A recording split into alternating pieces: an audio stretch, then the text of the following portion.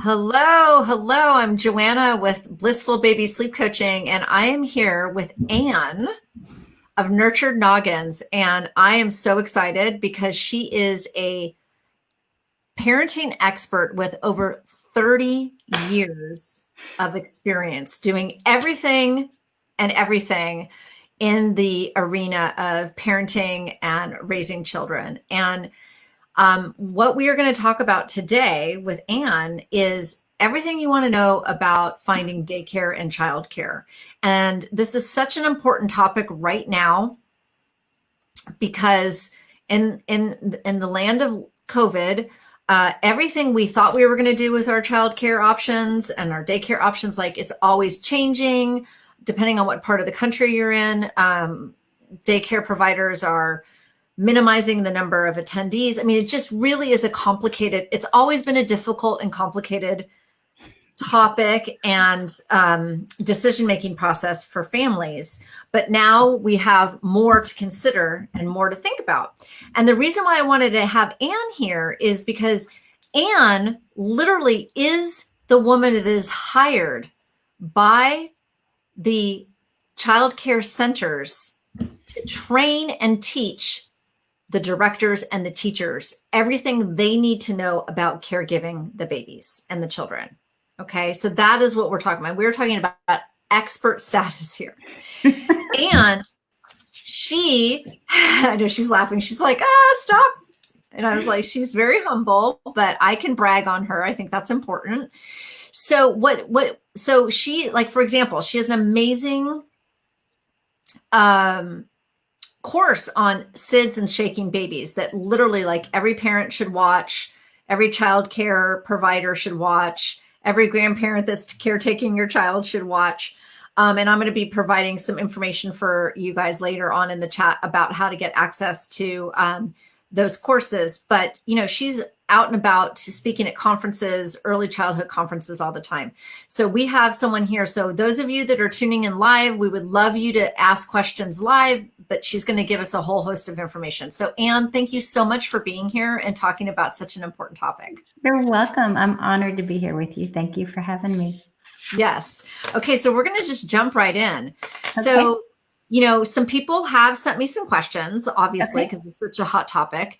And one of the big ones is, like, what are my options for childcare? Like, what does that really mean? Like, when I think of it, I think daycare, I think nanny, but what are some other options for me? Okay. First of all, I think right now we have to hold those options very loosely because they are changing a lot. But I'm just going to go through some of the different options that we have as parents, and then we can add the COVID twist to it at the end. Okay. But first of all, the majority, or not majority, but a pretty high percentage of brand new babies, newborns that are, where the mom and the dad are going back to work and they need care. Very, very often a family member takes care of that baby for the first 3-4 months until they feel a little more comfortable going back to childcare or into childcare. But not everybody has family. I mean, like, I know that my 3 children, we all live in 4 different states. And so I can't take care of those babies even as much as I would love to.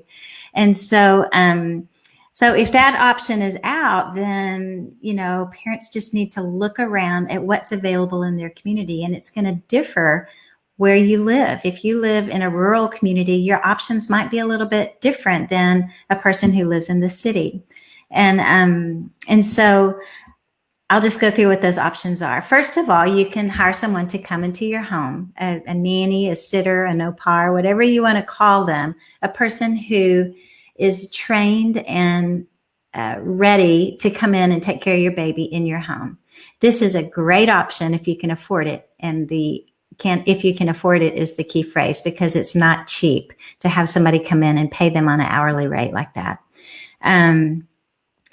It's great for baby because they get to stay in their home environment. You have a lot more say so about what happens throughout the day and all of the little nuances of care. You can really control it in the home, where you might not have as much control in other settings. So that's the second option. Family, someone coming to your home. An option is an unlicensed home childcare, and this might look like a friend who has a couple of kids. They need to make a little extra money. You know them, you love them, and they say, well, I'll take care of your baby, and you pay your friend to take care of your baby. This happens all the time, and it works out fine, probably most of the time. I just think that it would be very prudent as you enter into this relationship with someone who's going to care for your child without regulation, in a sense, is that you have some written agreements about what you're going to pay them, what you're, just all of those little things. You just write it down and both sign it. So you have something in writing that you can refer to if a question occurs.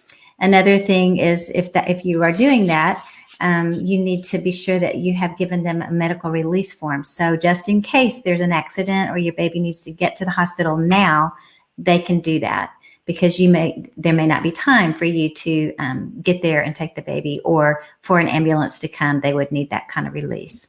Right. And I'll add to that. And that's an excellent caveat to really think about this, unlicensed caregiver, and the fact that even though you have a relationship with that person, you want to still create some appropriate boundaries, knowing and to get that document for the medical care. That's something you can download the form off the internet, and then you typically want to have it notarized so that it is legally binding. So that if God forbid something happened and that caregiver had to take your child to the hospital, that the hospital has that document that is fully vetted for them to be able to offer care. Right. So very important. Thank you for bringing that up. Sure. The next option would be a licensed family day home or family child care home. They're called different things in different states, but basically it would be like if I said, hey, I want to open up a child care center in my home, and I'm going to use my living room and my dining room. I'm going to kind of block them off. I'm going to make them into a classroom, and I'm going to bring in as many children as the square footage of that space will allow, or whatever feels good to me, or whatever. And licensed family child care homes, or whatever it's called, this is a great option for families. There's a lot of pros. Here's the pros. It's very personal. It's very small. Your baby will have the same caregiver from the time they go there until the time they leave. And so if you take your baby at 3 months of age to this person who's caring for children and doing a beautiful job, and they stay there until they go to kindergarten, that's really good, solid relationship, good attachment. It's a good thing when it's good. And so, people who do this are people who love children, and they, just really prefer to do it in their own home. And there's a lot of centers that, they have staff that come in and relieve them and give them breaks. And, it's just kind of like a microcosm of a child care center. They are regulated by the state. They have, drop-in inspections who come in. They have to follow all the rules of licensing, and everything is really regulated. So it's safe, and they are protected also through that regulation. And then last of all, the most common thing that we think of when we think of childcare is a childcare center. And just as an aside, just from the other side of the door on childcare, they like to be called childcare, not daycare, because they're caring for children, not days. And so it's a little more respectful to use the word childcare when you're speaking to these professionals, and they are professionals. Many of them have master's degrees who are working in these some of the centers. And so there's a wide variety of options. There's a wide variety in quality. There's a real wide variety in price. There's a real wide variety in their program goals and their academic focus. And so do your homework really, really well, and, make sure that you buy into their program, because that's going to come at your child from every point. And so, Yeah. like where I live, there's karate schools that are childcare centers. And so kids go after school, they take their karate class, and then they go into a room where they have homework and snack and play until their parents come. So that's a totally different picture from, a standalone childcare center that is focused on, it's Montessori based, or, another educational theory based. And so lots and lots of options, and what is available to you is going to determine, what your options are. Right. But it's important to know that you can research that school's track record. Basically, the licensing agency has public records, and so whenever the licensing person goes in to inspect the school, when I was a director, literally this lady would come in with this notebook that thick. You can't see my hands. It was so thick, and she would just flip through it, and she would want to go, well, what about those then? Right? And she would just go all through that. They look at everything, and all of that stuff is online. And so you need to know, what are the important things? It doesn't matter if like a file is out of place, or if a teacher didn't take a certain training last year and you don't have proof of that training or whatever. That's no big deal. What matters is a childcare center who has left children on the playground and not noticed until, a neighbor brought them in, or, there's things that happen in childcare. And so you can find that information by doing your research. And I just say be prudent and do that. Put the time in to look it up, because you've heard all the stories. There's a lot of great childcare, but there's also some, things that you need to be aware of. So when I go, if I'm a parent and I've determined that I probably want to, let's just talk about licensed facilities, like either the home care licensed or the traditional child care center. What as a parent, what should I be laser focused on besides just the physical environment? Like, do they have, what are some of the key things that I might not be thinking about that are obvious that I need to be asking questions about or paying attention to when I'm physically in the space? Okay. There's many, many things to be watching for, but I would like to encourage new parents to do this, to trust your senses when you walk in the door. You will get an impression when you walk through the door. Look at the desk of the person who's sitting at the front desk. Is it chaotic and in disarray? Is there anyone sitting there? Is there someone to greet you? Can you hear a bunch of unpleasant noises?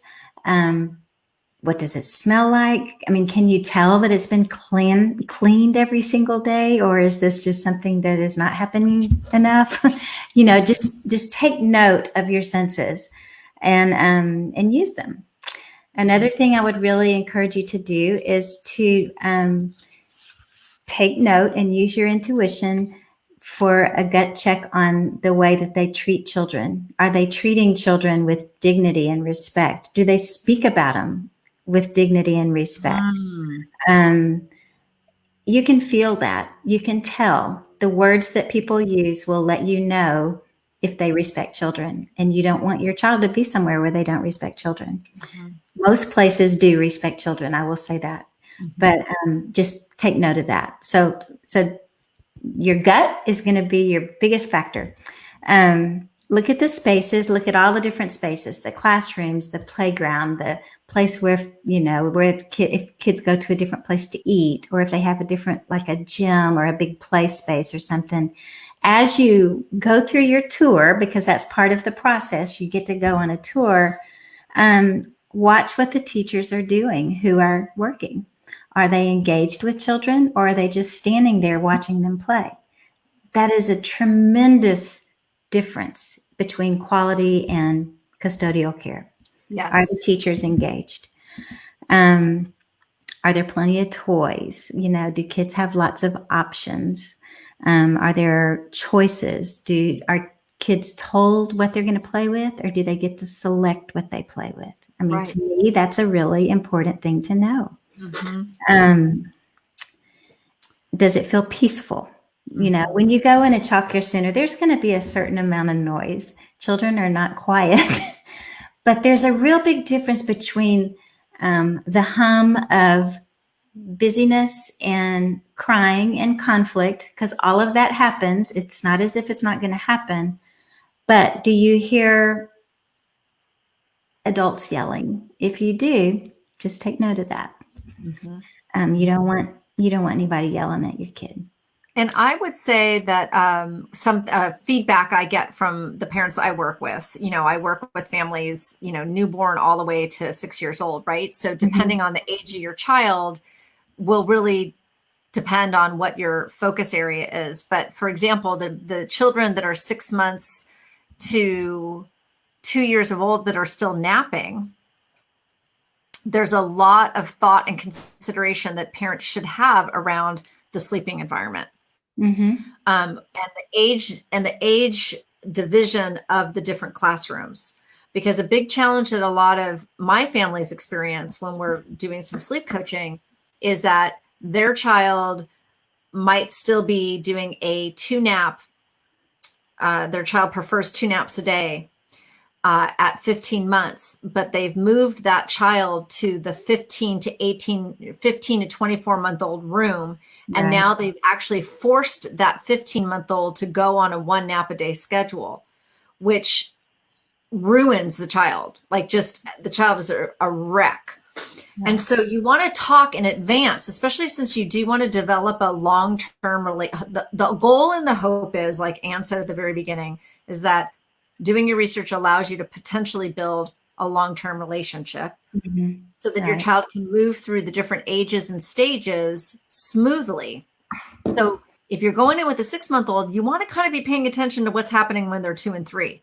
Right, absolutely.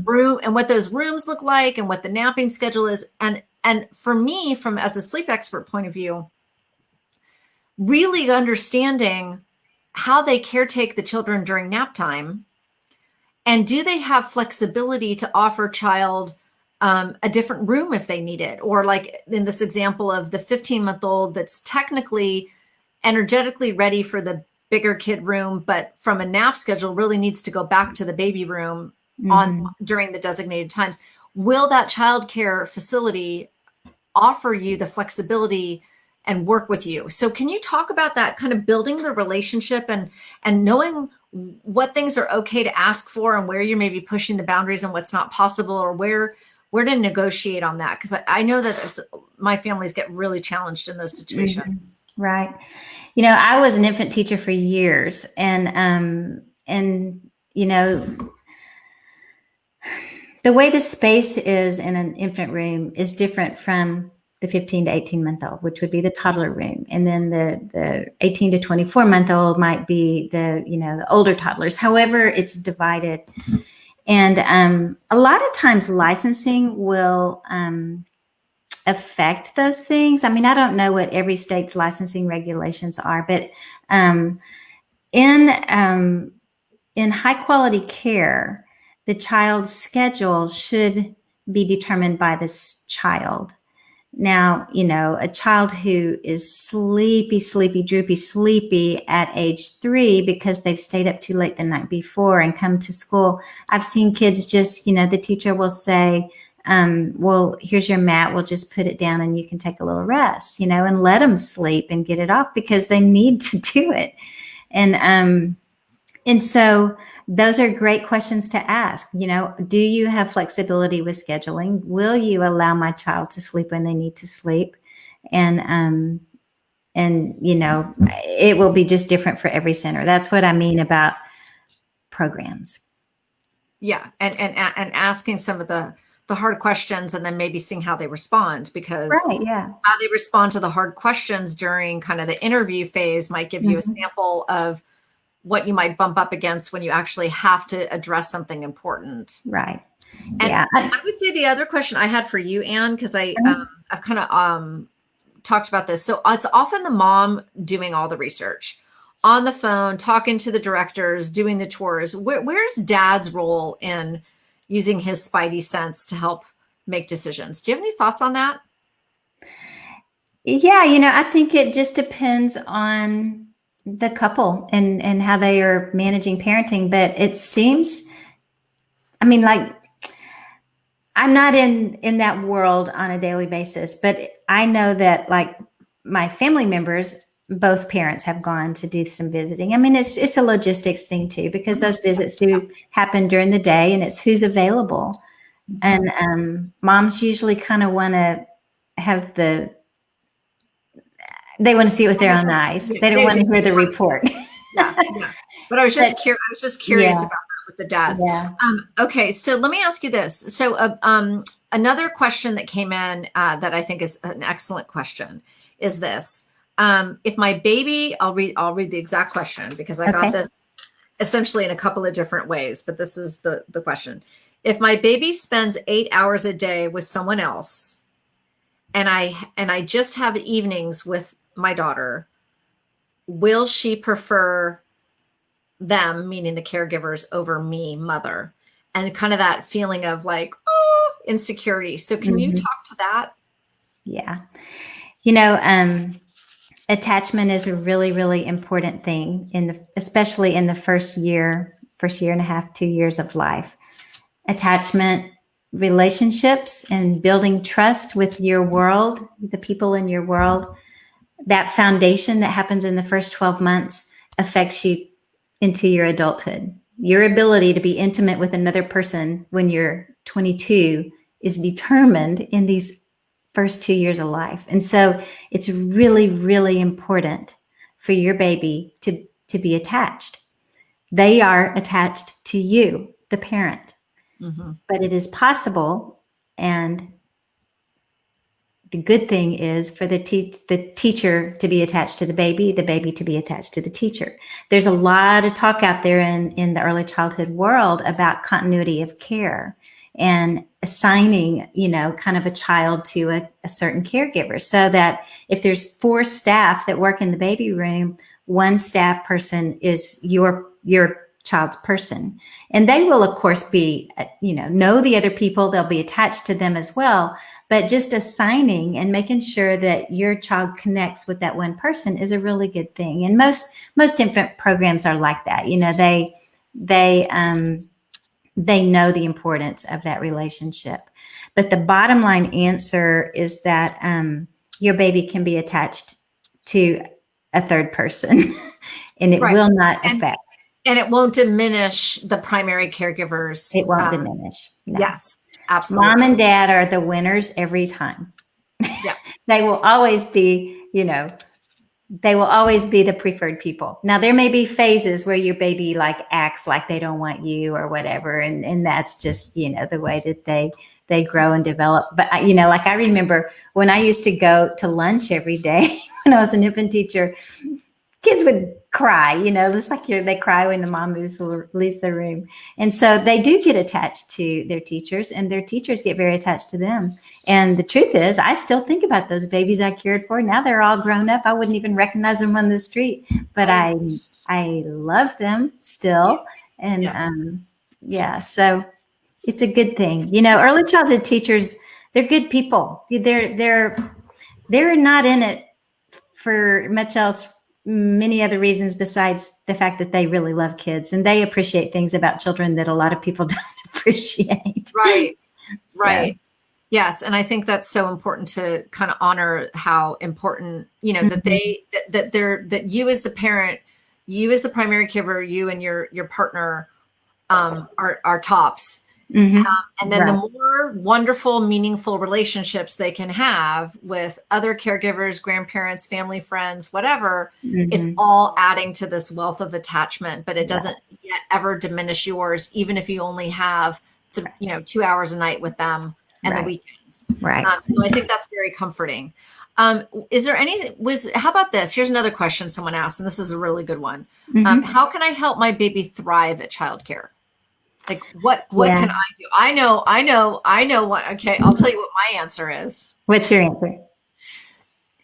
Make sure, so biased, beautiful, blissful, restorative sleep at night so your child can come to the care center well rested and ready to enjoy a day full of fun and activity with these amazing caregivers that you're entrusting. Right.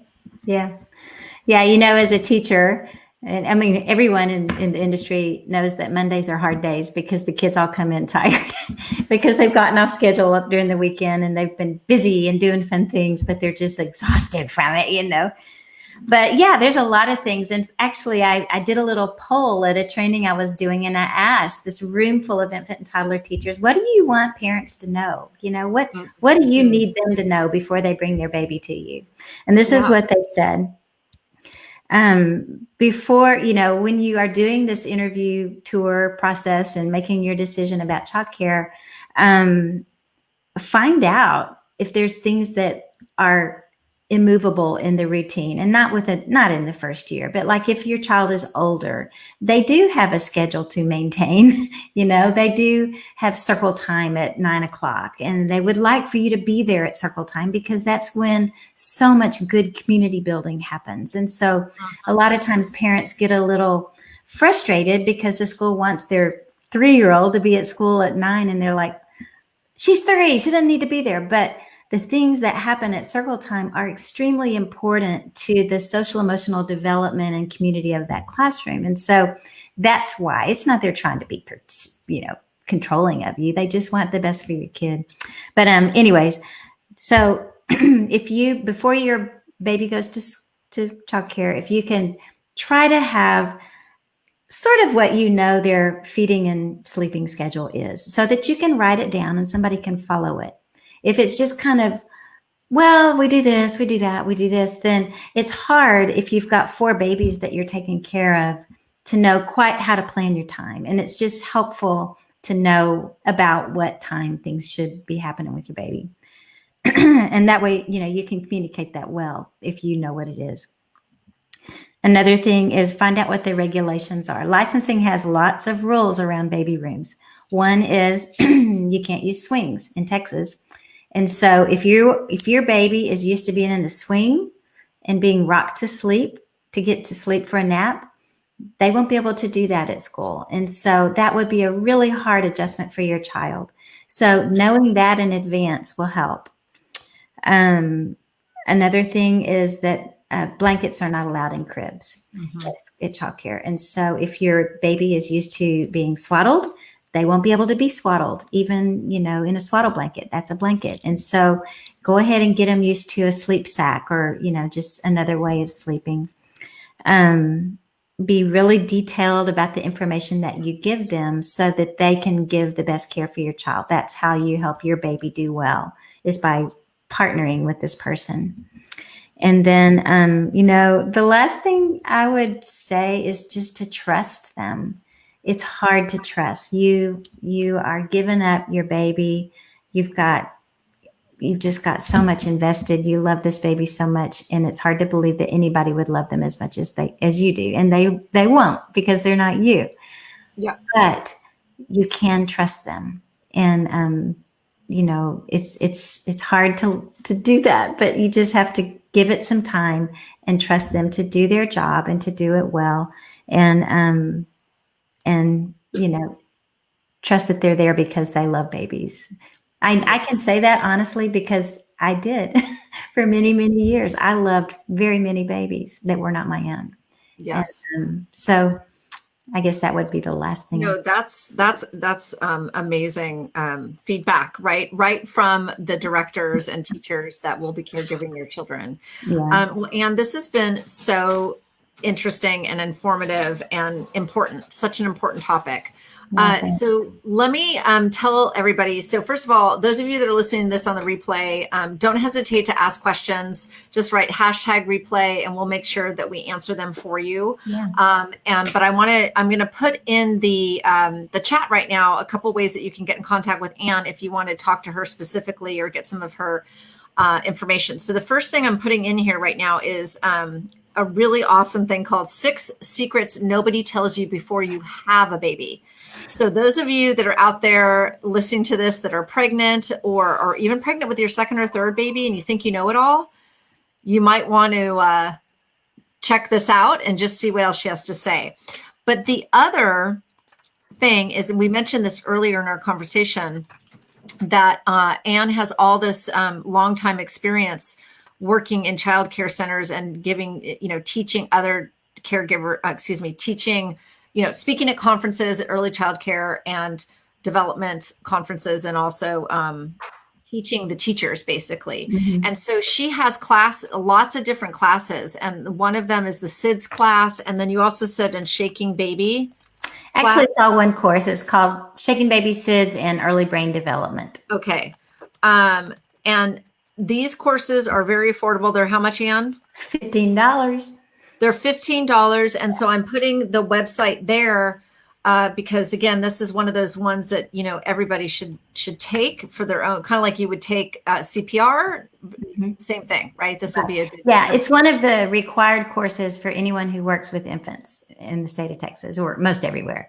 But yeah, they're required to take it every year. And I would suggest that any babysitter that you use. Yeah, I was going to say any baby. So just out of curiosity, like what age range does this, like how old are the children that this is relevant to? Oh, probably, gosh, Shaken Baby affects kids up to 3, 4, 5 years of age. And so, Okay. yeah, anybody that's early childhood, it would work. SIDS is a concern in the first year. Right. But yeah, that Shaken Baby thing is big deal. Okay. Yes. So that's an excellent resource for all of you. And so, Anne, we're going to probably have Anne come back on and do another talk with us because of course, there's so many incredible topics that parents are asking me about. And I want to make sure I bring in the best. I'm happy to come back anytime. It's fun. But I know, can you just tell them a little bit about this course that's going to be coming up that people might want to kind of have one ear open about? Sure, yeah. Yeah, it's in development now. It's called Birth School. And this course is designed for anyone who's, probably 5 to 7 months pregnant. You're kind of showing well and you're starting to think towards labor and delivery, and you're starting to have some questions about all that. And so in this course, I spend the time with a midwife and a doula and a lactation consultant. I've got a person who shows you some exercises that you can do to strengthen your pelvic floor so that you can do that labor with some strength and vigor. And then also, those same exercises will help you after your baby comes in your postpartum recovery. Then I also have someone who demonstrates how to make some comfort foods that you can cook in advance, put them in your freezer, and then get them out. And then we also just look at, some of those nuances of becoming a parent. It's a big, gigantic transition. You go to the hospital or the birthing center as a non-parent and you come out as a parent. And it's like, whoa, it's a lot. And so we really talk a lot about that and talk about some of that mindset stuff and some of actually parents go through developmental stages as well, which I think is absolutely fascinating. And and I would also think, and again, I want Anne to come on again and talk about this because again, just reflecting on, giving birth in the land of COVID, right? So whether, if you're a first time mom and you're so excited to have your baby, but it's really a different time, right, to be doing that, all the people in the labor room that you wanted, or all the, everything's in the number of visitors, you can't really do the sip and see party and all the fun stuff you would do. So I think that understanding more about this transition that you're going to be undertaking and having more tools and knowledge for yourself and for your partner will help ease the transition. That's already a big transition, but especially big under COVID, and you might not have as much support system around you. And I think it's just so important for new parents to have knowledge and proper support during this, big transition to parenthood, which we all look forward to. So thank you so much, Anne. This was amazing. I can't wait to have you again, probably in another couple of weeks, where we can talk more about birth school and some of those transitions. Okay. But great. Today was incredible about childcare. So how you guys want to contact Anne is all there in the chat, and I will make sure it's in the bio. And thank you so much, Anne. Yeah, thank you. Okay, bye. Bye.